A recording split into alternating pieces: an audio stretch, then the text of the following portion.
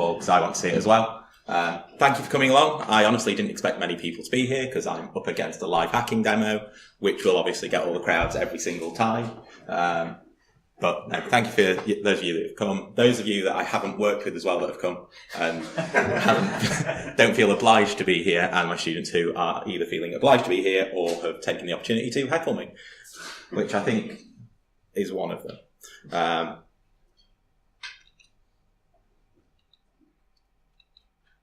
I've got a new clicker which doesn't work, so let's get that out of the way. Start. There we go. Okay. So my name's Scott Storey. I work at Sky Betting and Gaming as a cyber security specialist. I hate that job title.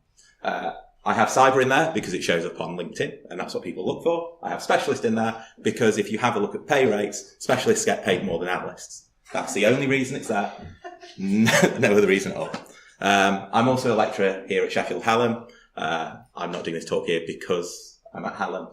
I got it on my own bribery and merits. And I teach on the cybersecurity courses. So that's the degree apprenticeships, masters and undergrad, all the stuff that Robin was pimping at the start. I do that because it's fun. I get to meet some really cool people. And honestly, I get to interview people for 3 or 4 years. I know what the students are like. I don't have to bother interviewing people. It's great. I'm also an ISO lead auditor. I have all the certs because, one, the lead auditor is included as part of the masters here, so it's free. I was a PCI assessor. That was not by choice. Nobody goes into PCI by choice, it seems. It was this morning, risk is boring and shit. Yes, it is. I did a CISP. Again, that's to jump through the HR hoops. No other reason. And out of everything, the exam's probably the cheapest. I don't have to go on a 10 grand course to do it. And I've been dubbed as a cybersecurity expert. This is a university terminology for we need to put someone in front of the media, and we can't say some guy who does security, we have to say expert. If you have a look at academics, generally they're old, middle-aged and white. I am young and white, so I'm a better demographic to throw out there and speak to people. But outside of that, I also play lacrosse, coach, referee. Had this morning people saying about we do other things. There was a talk just before lunch about identities, which was great. It's one of my identities. Also now a governor of UTC Sheffield Olympic Legacy Park. That's a very new thing. I started in September. I'm there to help bridge industry and students. They've got some great stuff there. One's helping out on the kids track this year. Really scary. Went to see them last week. There's 14-year-olds that know more than I do. I kind of don't like that in a way. It threatens me, but it's really good for the industry. There's something really is, I do all the things. I can't pick one thing, I just do them all. But that's my quick about me. We'll go on to the longer one, which is what this talk's about. This is a talk I've wanted to do for a while, actually. But I've not felt up to it. Quick show of hands, did anyone go to B-Sides Leeds? A few of you. So you'll remember the opening talk from Freaky Clown and Jess around imposter syndrome, some deep, dark parts of their life. That was the one that pushed me along to do this talk. I've been told I have to warn you. This happens with all of my talks. They're either controversial or might upset people. So hopefully everything works. There might be some audio issues. But there's some things in this that might make you feel uncomfortable. That's kind of to be expected with the subjects I'm covering. If you feel you need to leave, fine. If you really just don't like me, feel free to leave as well. So it's really a history lesson, this. We'll start with losers and laughs. So most people here are old enough to know these, which is great. But I realised teaching students that I've talked about CDs before, and the 18-year-olds didn't know what they were, which was a surprise. But hey, they don't. So this was slang popularised in the late 90s, and it's to describe painfully annoying, stupid, or irritating end users. And that's what I had in my blurb. Security people hate fucking everyone because they're always like this. They don't get security. They're lazy. They just can't be asked. And we had the loser attitude readjustment tools. So the glue by 4 that you can go and beat them with. My personal favourite, the Cat 5 and Nine Tails. I made one of those. Really good to make because you get used to crimping. And then I realised when I got an actual job, nobody crimps their own cables. You just buy them because it's cheaper and a lot easier. But this is sort of what I grew up. I'm only mentioning this as terminology because it's going to be new to some people. And this is going to be our friend throughout. This is my attitude towards people. So down at the bottom, do I have a laser? Yes. We've got fuck everyone, which is where my attitude has just sat for a while. At the top, I've got love everyone. And then in the middle, we've got indifference, which is probably where a lot of people stand. They just don't care either way. No strong views going on. Let's go on to the actual talk. We'll start with the early years, going back to 1987. So some of you won't remember that. Some of you will remember it. There's 32 years to get through. Some of them are grouped. It's not one by one. Yes, it does work. Brilliant. So happy that's worked. Okay, so 1987. Rick Astley's King. It's when I was born as well. I was born when that was number one. That may give insight into me being a bit of a troll in my youth. But I put the music in throughout because we kind of forget how long ago some of these things are. Everyone knows about Rickrolling, especially in this community. But they don't realise it was 32 years ago. It's a long time. So I was born, I like people. Let's be honest, most babies are generally happy. They eat, they shit, they sleep. They're basically hairless cats. And that's fine. You know what? You've got people looking after you. You kind of got to trust them that they will keep you alive. And that's what they do. Let's go to 1988. We've got Erasure.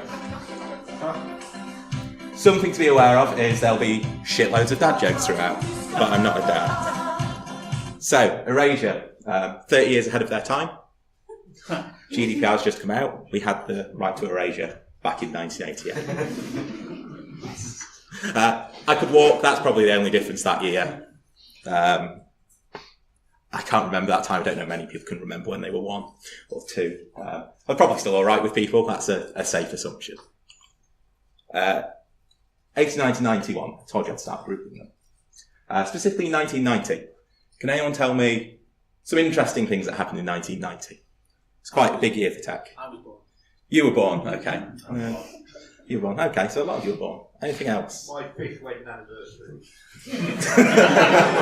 What date though? I'm telling you. No, not like me, I can't remember. Mine's on a glass block, so I don't forget. So we had some cool stuff in 1990. Nelson Mandela was released. Mosaic browser. Mosaic browser, yeah. We will see that. Hubble telescope was launched. That's still up there, still working. That's cool. Still up there. It's pretty cool, right? And we had the first web server. It's not that long ago, really. It's in most of our lifetimes. It's in my lifetime. I don't remember it particularly being launched, but we had him. And we all love him because he keeps us all in jobs. And there's some great music through the 90s, so you're in for a treat. So Tim Berners-Lee, obviously, you all know about him. So let's not cover that. So that's the early years. This is my general attitude towards people. You know, towards the top end, I like people. I'm 5. I'm playing in sand pits. I'm pissing around. I'm having fun. I'm playing with toys. I've not gone to school yet. Everything is being given to me. People are probably going to take a guess where this is going to go soon. So let's move forward. 92 to 2004, quite a large year range. Let's start with 92. Barcelona.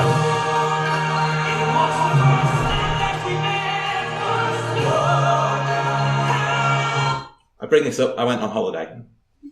I made my first enemy. It was a Spanish kid. I was at a Spanish resort, just outside Barcelona because my family's poor. We could not afford the Olympics. But we got near and drove around. The guy tried to drown me. I'm sure it was more by accident, but it's stuck in my memory. You kind of, that sort of thing sticks with you. Lost a little bit of trust for people then. Hopefully understandable. It might have been I insulted him. and he didn't speak English. I don't know. I started school. I broke my first computer. Hooray! Sand, water, electronics, do not mix. That wiped it out, obviously. And I wasn't allowed near a computer for a while. It was completely fucked. This is 92. They're expensive. Schools did not want to have them. But they kind of had to. They saw something was coming. That was a mistake. So, first year of school, it was okay. You know, it's primary school. You're colouring in, aren't you? That's the big part of it. We have to get a Sheffield reference in, because we are a SteelCon. So 93 to 95. Honestly, not a lot happened. I was still at primary school. I have two memories from then. One is I drew a train. It was quite good, from what I've been told. And I ate dog biscuits. That seemed to be a thing at the time. I don't know why, but there was nothing of significance. Nothing really impacts my attitude towards people. Everyone's still friendly. Everyone's playing. You don't really have these concepts of racism and gender stereotypes and girls should be playing this, boys should be playing this. You're just kids. You're playing. You don't think about it. You just do it. Hopefully, this is what others have had. It might not be the same. This is obviously a Western Sheffield view of everything. We're generally quite friendly up here. You hopefully realise that at this time. 96. Remember this, because we hear it in the news constantly at the moment, don't we? How many people here don't like football? About 50%. Awesome. You'll have heard that it is coming home repeatedly. Sorry, I had to put it in. Actually, I put this in because of Garrett. What he's going through at the moment is what a lot of people have gone through. 96, he missed a penalty. Everyone fucking hated him. I properly hated him. That's something he said has sat with him his whole life. It's not a surprise. A couple million people throwing you abuse. Can see how that would affect you and impact you. He's turned it around now, obviously. He's doing quite well. He's boosted M&S waistcoat sales. And he's aged quite gracefully, to be honest. But he had a lot of abuse. We'll get onto that sort of side of people. There was talk about group mentality earlier by yourself. And it's the perfect example. Football culture it draws so many parallels with the online culture. It's quite scary. 97. Most appropriate picture I could find. Full Monty, big Sheffield film. Filmed outside my school part of it. Disrupted filming repeatedly. Who would have thought putting film cameras outside of school would be a good idea? They had to wait until the end of the school day to do filming because of it. Which is a problem when one of the key parts of the film is someone not being able to spend time with their child because it's been taken away from them. So we made that incredibly difficult. This is when I started to dislike people. So this is junior school, it was for me. This is year 4, 5, 8, 9, 10, those sorts of ages. People start to become dicks around that age. They start to get confident in a bad way. They start to show off. They try to show off to their friends. I start to be bullied. I'm fat. I know that. I was the same as a kid. I like food. I like beer.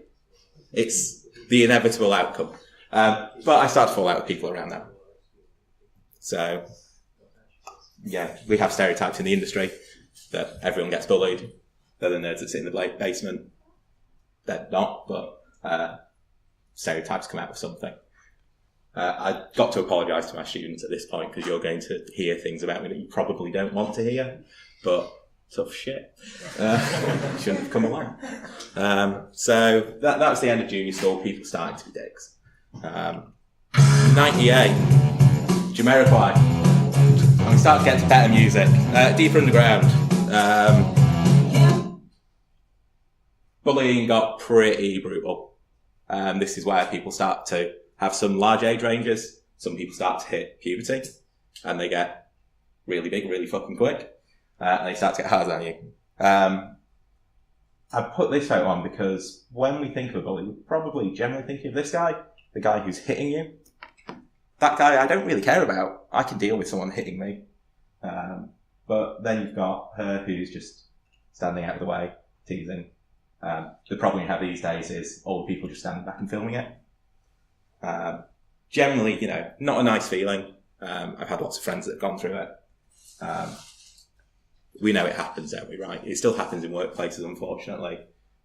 It's generally a minority that is picked on, of however you want to class a minority. It gets worse, I'm so sorry. But I did promise tequila, so... It has a long intro, though. I don't know why. So 99 was when I started secondary school. It's almost like I planned that timing, though. Obviously, everyone remembers that song. We still sing it. I'm no doubt going to be having tequilas tonight, and plenty of them. I started secondary school. I joined people from other schools. Bullying escalated significantly. I covered in scars and burns and all sorts from that time. This is why I said it'd get uncomfortable. The significance of tequila is I started drinking. I was 12. 12-year-olds probably shouldn't drink. It's generally frowned upon by normal society. But, I was bullied. I got on with people. We'd go out and get drunk. It was a bit of a different time. You could just walk in a pub and they wouldn't care, or an off licence. Or people would just buy you it. Then 2000, 2004. This is the last of the painful stuff, but it takes a while. As a teenager, anyone have teenagers or had them? They generally try and rebel a little bit. They have mood swings. They're a pain in the arse. I was no different. Imagine a teenager drinking. Not great. They don't have a great attitude towards their parents. What happened during this time is something that I've not actually talked about before, ever. So bear with me on this one. It might take a little bit. So during this time I was assaulted. It was set up by my best friend at the time. I'd known him since primary school. When I say assaulted, I had my face smashed in. So from this from the centre of my face all the way around here, it's completely smashed in. You can't tell, but I could at the time. Police came round. That was classed as GBH, grievous bodily harm, the most serious form of assault. I've got the photos from it. I didn't put them up for hopefully obvious reasons for all of you and me. But it was awful. People have had these things happen before. I'm not unique. Mine's a bit more of an extreme, definitely. It's not most people that get their head kicked in and set up by their best friend. This is when I started getting into computers. So hopefully you can all appreciate why I wouldn't trust people at this point. Someone that I've trusted my entire life has set me up. I became a complete lock-in. So I was driven to school. I was picked up from school. I was driven everywhere. I didn't leave the house. I stopped drinking, actually, at this point. Because you can't drink if you can't go to the shops. Which is kind of a good thing. But I did get addicted to painkillers, which is a bad thing. Not something I want to go through again. And this is my all-time low. It's all up from here. So you're over the worst bit. At this point, I wanted to kill myself. I tried to. It happens to people. We see it in the news. Kids committing suicide over stuff like this. And I went through it. It's not nice. I didn't do well at school because of that. Again, hopefully understandable. If you don't show up to school, you generally don't do well. And when you're kind of paranoid about everyone around you, one, it sets you up really well to work in security. But you don't want to be around people. So I went from, as a primary school, generally happy, pretty in Barcelona, bounced back from it, and then just plummeted at secondary school. I had chairs thrown at me, all sorts. People are bastards at times. And this is where my attitude towards people really was built. Again, extreme scenario. There's a slight uptick at the end. So what happened here is I went to counselling. Turns out speaking to people does help. This was through victim support, actually a charity. 6-month waiting list on the NHS, victim support, straight through, because, it kind of looks bad when someone tries to kill themselves. They're on that quick. But it picked up. I still hated people. My big win that year was I walked 500 metres on my own. You wouldn't think that's a big win, but it really was at the time. I remember it. I remember that walk. And I'll never forget it. It was through an area I didn't want to go. I did it. So that was great. And now we're over the bad stuff. So I'll be less depressing now. All of my talks are depressing at some point. This is the most extreme depressing one. But it gets good. University years. So I went to university at Hallam. My involvement with Hallam goes back to 1987. One of my family members worked here as a cleaner. And they used to bring me in because in the 80s, childcare's sparse. My dad worked in a steel mill, can't afford childcare. My mum was a machinist who made chucks for drills. Most of you will not know what they are. It's skilled manual labour, but it doesn't pay well. She was really good at it though. So I spent a lot of time kind of dossing around these corridors, running around as a child. The university was really pretty chill. And I had involvement throughout the uni, including working here. So it made sense for me to go to university here. I kind of just got over stuff, so I wanted to be close to home. Moving away it would have been awful. I tried it, went to a few different universities, changed my mind. It was nice to be at home. And university's really fucking expensive. Living's really expensive. And if you can spend a year not paying for rent, take it, because it's great. So, 2005-6, we've got back to Hampton Uni now. So, Arctic Monkeys were out. And you'll notice that is nothing to do with computers. I didn't do computing at university. I did health and social care. Because of everything that happened to me, it made logical sense at the time. I had experience in it. I'd seen how it worked for me. So I wanted to get into it. It makes sense. It doesn't make sense that I'm now in computing. It will do in a bit. So I kind of pushed myself. I said to myself, university, this is the point of my life. I do something about this. All the dickheads that I was involved with went off to different cities. Didn't come back, which was even better. So I started volunteering at gaming events as well, because when you're locked inside for 5 years, computer games are pretty good for that. And some of my best friends I met through that, who I still keep in touch with. People who had similar experiences to me. This was me trying to give back. Didn't work. I dropped out. I couldn't cope. It was too much for me. Seeing a child protection manual on your first day that is about that thick gives you an insight that you're going to be dealing with some awful stuff. And if you've gone through it yourself, as much as I'd like to give back and help, I couldn't have helped those people. I would have broken down. So I dropped out. I worked for a year. I spent a year stacking shelves up and down the country. I got to go to military bases to stack shelves, which is really fucking weird. But military bases still need supermarkets. But that was quite cool. I met some people that I wouldn't have ever met. Then I started at Hallam properly. 2007. And that's why we were all told when we were young to go to university, make money. You need to go to university for a career and to make any sort of money. Otherwise, you'll be working in a shop, you'll be doing manual work. Hallam kind of gave me a chance here because I did shit on my A-levels. I came out with a mighty U in physics, an E in electronics, and a B in biology, and a C in general studies, which is pretty poor. And this is why Hallam gets the piss taken out of it for letting anyone in, because it let me in, and it really shouldn't. But it was because of the volunteering I did, actually. It was the course administrator that rang me up. It wasn't any of the course leaders. She looked through my CV, looked through my covering letter and went, "You've done loads of computer stuff. Why aren't you doing a computing degree?" I just went, "Oh yeah, I do computer stuff, and I enjoy that. Why don't I do that?"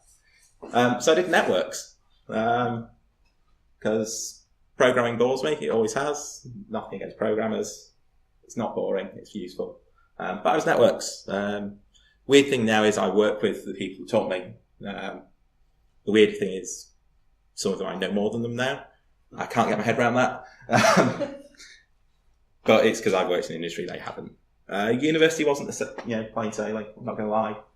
My first year I had panic attacks. I was wheeled off in ambulances from lectures. Some people say I just wanted the attention. They could probably say that now, since I keep doing talks in front of people. I'm quite happy with the attention. But it was, again, I wanted to better myself. I didn't want to be beaten by all the dickheads. That's all. Stubbornness and spite. That's what drove me through university. I set up the lacrosse club out of spite. I got bullied in my first year at university by the American football team, who I was part of. Rugby teams, American football teams, this isn't what it's like now, just to be clear, because I don't want to get people into trouble that I'm actually friends with. But we've all seen the news stories about rugby teams being homophobic. We've seen that group mentality. The things that they make people do as part of initiations. Having been bullied my whole life, I didn't like that. I didn't get on with them. So I set up the lacrosse club out of spite. I actually injured myself. But it was a mixture of spite and the physio from the American football team I really liked. And she played lacrosse. So there wasn't a men's team, so I set one up. That's still running now. Second best team in the country. Which is really cool. Or it was when I was there. It's gone down a little bit now. I keep getting beaten by the other uni. I went on placement at Hallam because why wouldn't I? Been there all my life, and I did all this stuff. So all the AV stuff was me. So all these, I'd be running around helping lecturers. Some stealing equipment. I didn't want to do that because the university just lend you anything. I did really well. I still speak to those people. They're normally at SteelCon, same interests. And did my final year. I built a sports database, so I did a networking degree and did my dissertation on nothing to do with networks. I think I saw Paul at the back, sorry. Paul currently being my line manager, effectively, at the university, and one of my network tutors. But there's only so much you can do with networks on a degree. So I did a database, because for some reason I like databases. But anyway, I did that. It went well. I got a first. Hooray. Turns out A-levels and GCSEs don't matter too much on your overall outcome if you apply yourself. It was referenced this morning in the first talk that doing extra things outside will help you along. That's what helped me along. I forgot to mention there's a CTF going on downstairs, just behind the registration desk. That's a group of our second year computer and information security students, although they're here, some of them. They put that off their own back. That's the sort of thing. They've done a lot of learning on it. I did the same sort of stuff at uni. It's why I've got a lot of respect for the students. Do things like that. It helps you through. So that's kind of university over. I did a lot of stuff through there. There's a lot of pictures. Unfortunately, I was at university at a time where people start getting smartphones, which, as some of my students will know from the lecture, that has backfired on me a couple of times, where they can pull up my university photos. And I was a student, I drank, I went out, it happens. But here's my attitude towards people. So we've had the really shit times, went to university, crashed out, went back, and then I was kind of indifferent to everyone. I coasted through uni, really. Be honest, I didn't show up all the time, because, 9 a.m. lecture, drinking the night before, drinking's going to win. You want to be social with people. Difficult to be social with people after what I've gone through, but I kind of wanted to do the normal things and be a normal person. That was my outlook. So we're about half past, so we're really on track. Working years. So I'm 32 this year. Privacy's dead. I mean, you can find out what dates I go to university from a degree. It doesn't take a rocket scientist to figure out. I was probably 18 when I started that, and it's probably a 3 or 4 year course. So I'm 32. I've done IT for 18 to 20 years now. As a child, I could do computers. People needed computers fixing. I started charging them. Why wouldn't I? Not family. Still shout and swear at them when they call up. because that's what family's for, arguments, among other things. So I've done it a long time, and this is when I really started doing some security stuff. After, a brief interlude. I hate this song. Fucking hate it. It's my most hated song. I had that played in my office for a fucking year. This is where the after party is. It's actually the exact same photo Robin had on. That's where I worked. I was the education officer at the Student Union. So this was a job I never thought I'd get. It was an elected position. I was a social recluse. Generally, they don't get voted into things. This was around the year when Nick Clegg was promising not to raise tuition fees, and then got a sniff of power and changed his mind. Me and Nick did not get on at the time. Met him a few times. So this is where when you go to the after party, my name's on one of the walls. It was definitely a thing. I learned a lot in that year. So the officers run the organisation. We're part of the trustee board, or were at the time, still are. It's a registered charity. It's there to improve students' lives. That kind of fit my bill. The union helped me through university. It helped me grow as a person. So again, this is me giving back. My students hate me for this because I was involved in writing most of the regulations or reviewing them. So when they try and question me on them, I definitely know them because they have my name on them. But it's a great place to work. But I started to feel depressed again. I didn't know what I was doing with my life. I'd gone to university. University gets you a job.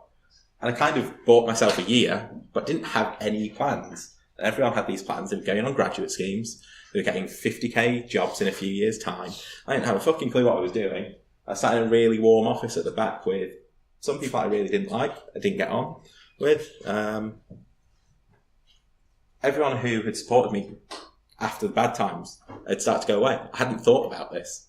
The bad people went away when I started university, but the good people, turns out when they graduate, they want to go back home as well. Or they want to go elsewhere. So I struggled through that time. But it was a great experience. One I won't forget, and one I don't think I'll ever be able to finish giving back to. Now into tech support. Oh dear God, tech support. It was the most appropriate song of the time to fit with the picture. Who here's worked in tech support taking calls? A large number of you. Did you ever see anyone that looked like that in the call centre? You don't, do you? Maybe Americans. Different culture. If you don't smile, you'll probably get sacked and just sent out of the building. This is where my opinion of, and probably a lot of people's opinion here, is people are fucking idiots. So I work for a large ISP in Sheffield that wasn't BT and has a pink logo. And it's on my LinkedIn, so it's plus now. So it's fine. And it was great. I fucking hated the work because I'm doing 8 hours of talking and these people are fucking idiots, some of them. That was my opinion at the time. They weren't, but that was my opinion. So I think everyone's had these sorts of war stories from the call centre. Particular favourite was a customer who called up who couldn't connect to the internet. Fair enough query for your ISP. Have you received your router? Yes. Okay. Is it plugged in? No. Okay. Can you plug it in? But it's wireless. I was just sat there going, is this someone winding me up? Or is this someone's genuine thoughts? I just sat there thinking, you're a fucking idiot. Surely you must know an electronic device needs power to work. And I had a number of those. I worked with someone called John Lewis. PlusNet also provide John Lewis broadband. The amount of people who hurled abuse at him when he said his name was John Lewis from John Lewis Broadband was unbelievable. Understandably, they didn't believe him. And he got wound up by it. And people would get angry. People I thought were generally stupid. They couldn't operate a computer. Therefore, they should not be allowed one or allowed on the internet. And I know people in here have that attitude and have had that attitude in the past at least. Yeah, people are idiots. I lasted in the call centre for all of 9 months before I got fed up and applied for the PlusNet graduate scheme, actually. There was a networking graduate scheme. I had a networking degree. Hooray! What everyone told me about university was true. There are jobs, and they are relevant to your degree. Except I applied for it. I got accepted, and then they pulled the networking from it. So, hooray! Life fucks you over. But actually, it was a good thing. I actually got a job in QA, which I didn't know existed.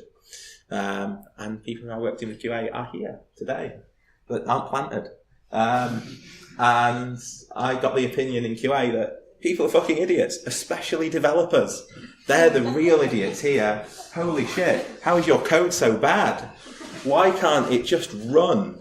But it works on my machine. Fucking devs. All the time. Devs. Can't do the fucking thing right.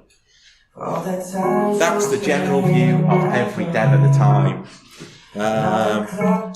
I'm quite sweary today. Fucking hell, I was sweary with the devs. And the QAs. My own colleagues. Because I couldn't understand how people could be so so stupid. How can you not understand these basic principles? I met one person who was genuinely stupid. Everyone else had just had a different experience. The one person that was genuinely stupid had skirted into a job through lies and deceit. There is the occasional person. I'm not going to pretend everyone's perfect. A few people here will recall the day I was shouting at that person across the office and we got asked to leave the building because we disrupted the entire floor. I did that for a while. I hated people. I hated devs especially. Hated QA. They were all stupid. And I'd started doing some proper security stuff. I started doing some AppSec stuff. I started testing inputs and fun stuff like that. So I transitioned into a security job, a full-time security job, not just part-time, figuring my own shit out. And I was the bad security person. Looking back now, that time at PlusNet, I was the bad security person. I said no to everything, repeatedly. The particular low point at that point in my career was I made someone cry when I rejected their change. I refused to let it go through. My justification at the time was, you gave me the code to review this morning and you want it reviewed in 2 hours? No, fuck off. I didn't consider what they'd gone through. That it wasn't them making that decision. They'd been forced to make that as well. They didn't want to do it.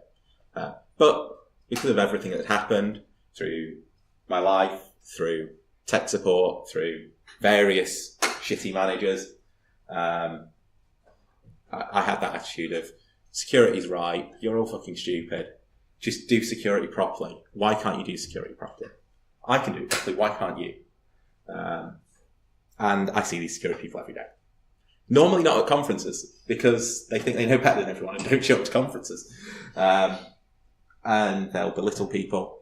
They're just grown-up bullies.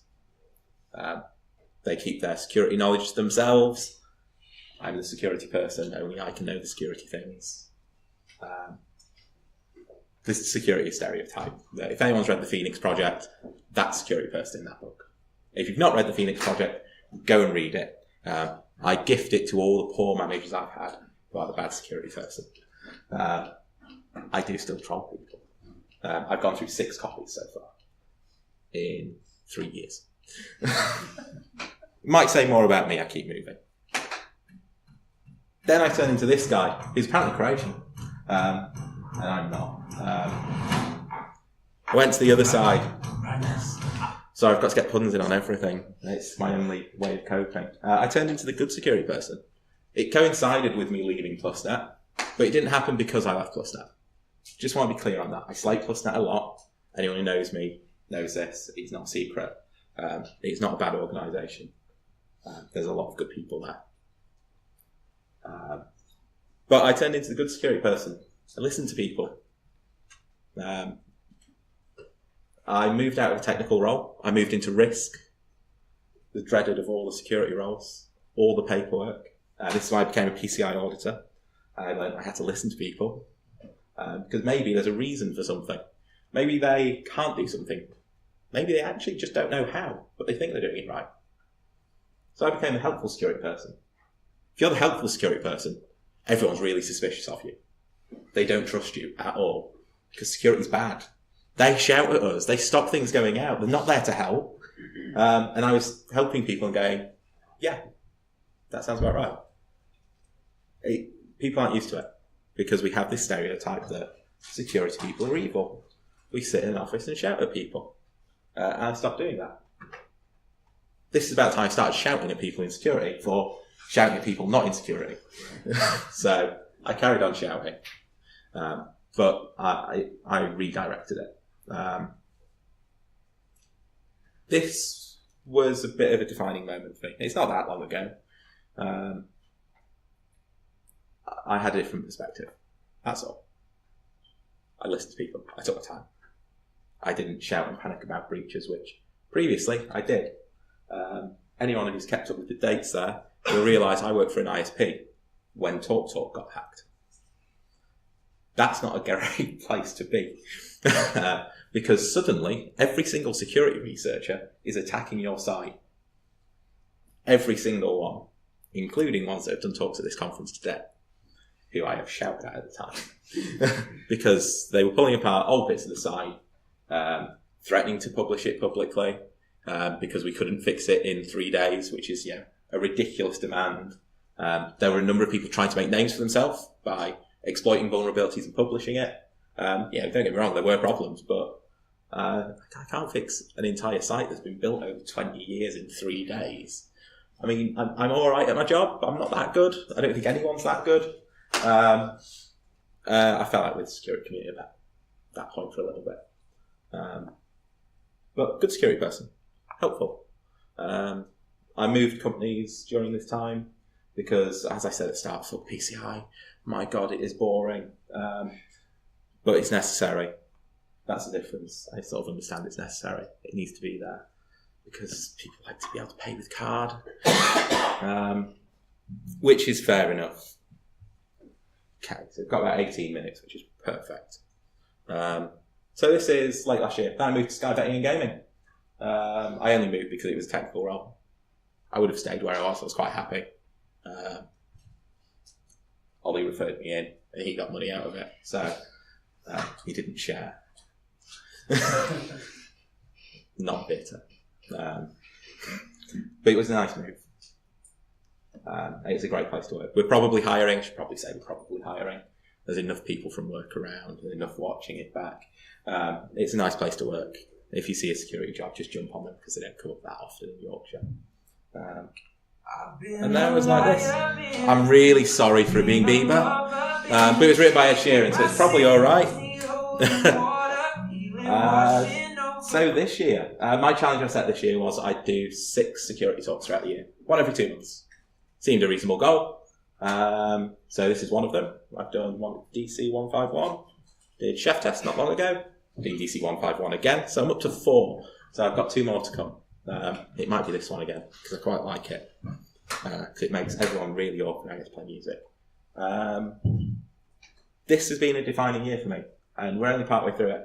Defining year because if you remember back here, when I had my face smashed in, let's go back. Yes. I had my teeth replaced this year, finally, and my face rebuilt. It took that long. It takes a long time, and it finally finished. I can finally look in a mirror again and not see what had happened to me. So it was a really nice year for me. And you know what? It's sunny. There's nice conferences. It's coming home in about 15 minutes. It's a great year. I've met loads of great people because I've opened myself up to it over the last 18 months or so. I've met lots of people that know more than me. Lots of people that have challenged me. I've just gone, yeah, great. I don't bully my students. I encourage them. So we have Kieran at the back, who is my prime candidate to bully. Not because he's ginger, but because he's really good. Do you mind if I say about our interaction? Cool. Okay. So Kieran's got a placement at the NHS. Yeah. Cool. It's not a secret. It's on your LinkedIn. You've asked for a reference, I think. We had students create an event. So you they're running the CTF downstairs. We asked them to do that throughout the year as a challenge. Kieran recreated WannaCry in Visual Basic in about a day or two. It looked like WannaCry, it played like WannaCry, it locked your files, it demanded bitcoins. It was great. It was a great demonstration of how easy it is to make malware. I can't do stuff like that. It just doesn't interest me for one, and two, I don't think I could do it at the moment. I don't have the skills. So that was great. Thought nothing of it. Fantastic.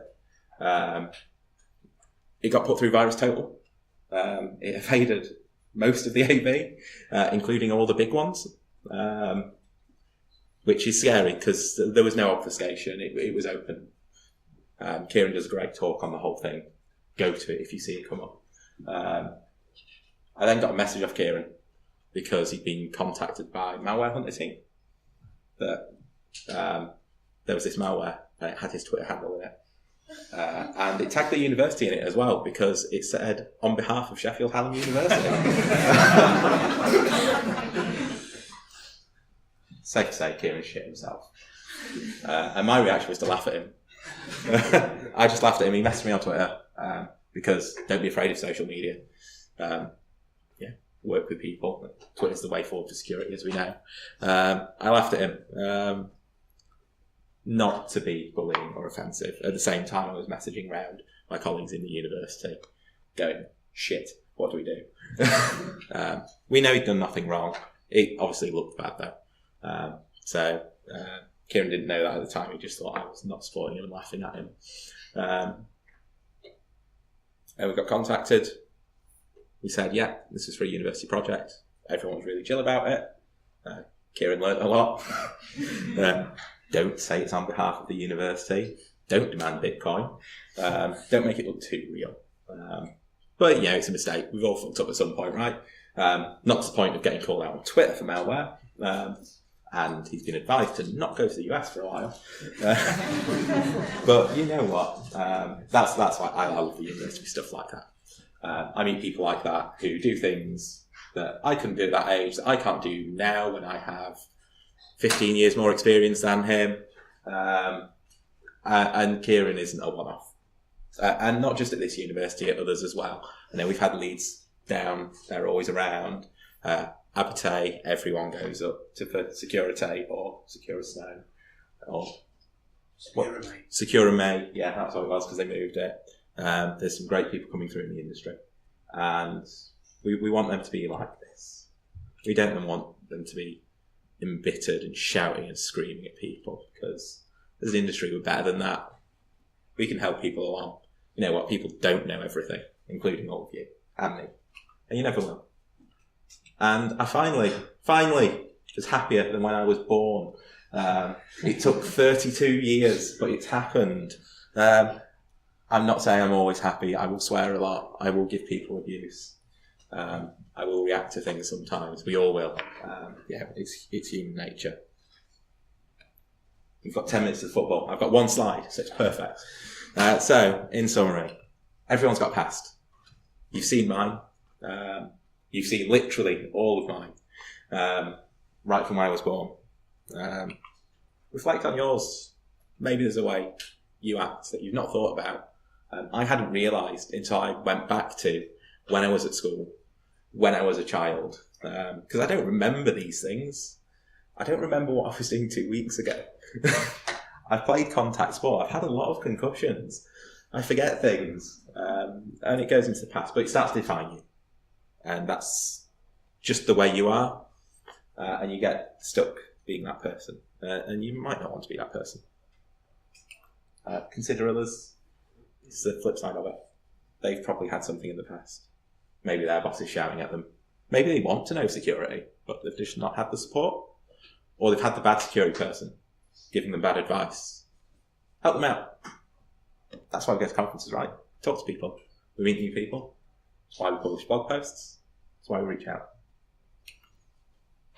Everybody's got different skills. So, the person who has a wireless router they won't plug in because it's wireless, who I thought was an idiot. They were actually a doctor. Because, honestly, at the time, I thought, who is this person? I have to find out. And they were a doctor, an actual genuine doctor. I couldn't perform surgery on someone. I'm sure they wouldn't belittle me for not being able to perform surgery. Why am I belittling them? It's just something they don't need to know. And I kind of regret treating the person why I did.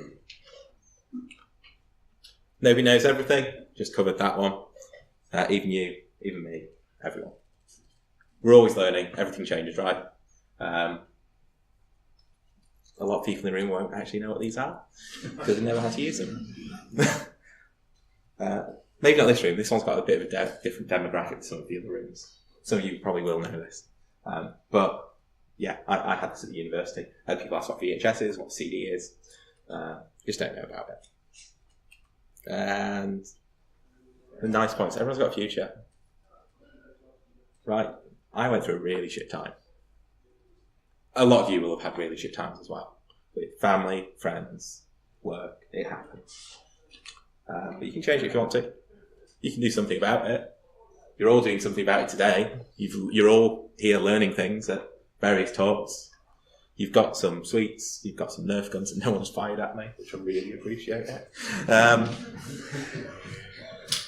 It's late enough that I can get out of the way. I realised what I said then. Shit. Don't shoot me. And there's always support somewhere. Right, we've got a big community in security. A big little community. Everyone knows everyone. Ask for the help. If you're not sure what you need to do.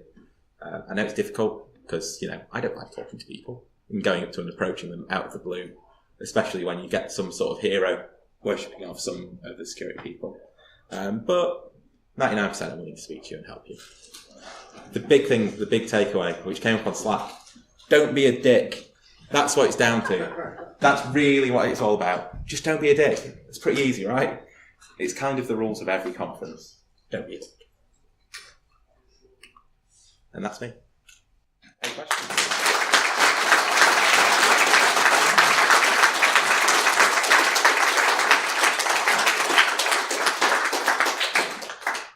Thank you. Any questions? I know we've got some time and there is some football. Yeah. Well, it's a comment and question. So the comment is, I think you're really brave talking about this. I think it's important to hear it from people. And so thanks for that. And the second is, can you move a bit to the left so I can shoot with my Nerf gun? No, thanks a lot. Cheers. Anyone else? Yeah. What made you decide to do this stuff? So part of it was Freaky Clown and Jess Parker. It was their Talk of B-Sides Leads, where FC especially has had some horrific stuff that he talks about. It kind of inspired me a little bit. That was part of it. Part of it was, I'm not the only person that's gone through this. I want the community to grow. We're short on staff. People are afraid to speak to us. That needs to change for me. I'm more on the human side of security. I can do tech stuff, but I like the human side. I want people to come and speak to us, that's all. I want security to be for everyone. Anyone else? Can't see anyone. Is it just everyone wants to get to the football? Or outside because it's quite warm? No? Great. I'm on Twitter. It's just my name because, it's 2018, privacy's dead. That was covered this morning. I'm not hard to find. Come and speak to me at the after party. I'll be drunk. We'll all be drunk. Right. Cheers. Thanks, everyone.